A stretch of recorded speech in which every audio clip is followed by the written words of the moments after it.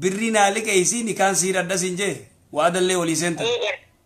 waadaa walii siinee erga kaanii waada akkam jettanii ayyee eegwa gurbaa tokko wal jaalannee tarree siin tura gurbaa tokko wal jaalanne silki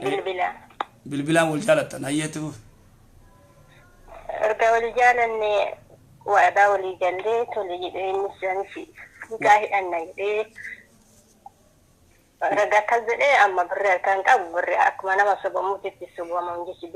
birri naa liqeessitaa nikaa hidhanaan jedhee ture akkasumaanis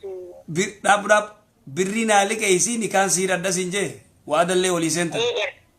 waadaa walii siinee erga kaanii waada akkam jettanii ayyee eegwa birri naa liqeessi nikaa hidhaa boodisii kennaa tole jedhee anis akkuma nama sobamuutti bilbila waliin beellu bilbilumaa wal barreera ati gurbaa kana bilbilumaan malee xabiyaasaa beeytu waata kan beeytu beeku jeekii qofaan tanaan rakkoo fide ayyee oofime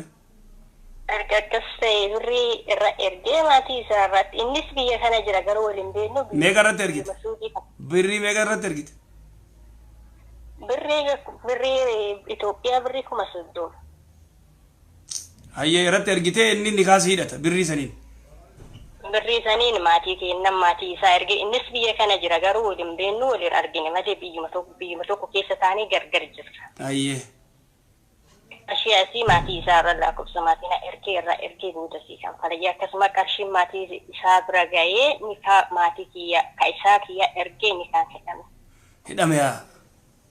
erga nikaan hidhamee booda turtii irra adeemsa irra deemee damee informeeshinii dhagee akka fuudheen addeen inni fuudhee qabaa dhagee biyyarraa inni biyyarraa akka jaartii qabu dhageesse eewa haga nikaa hidhamee ka'ee booda adeemsa irratti ayyee erga akka nikaa hidhamee niitii inni qabu dhaga'ee kadhatanii sadhiisuu ammoo murteessa nikaan kun haga hidhamee osoo waliin bira hin geenne waliin beeknu nikaa hidhamee malee waggaa 5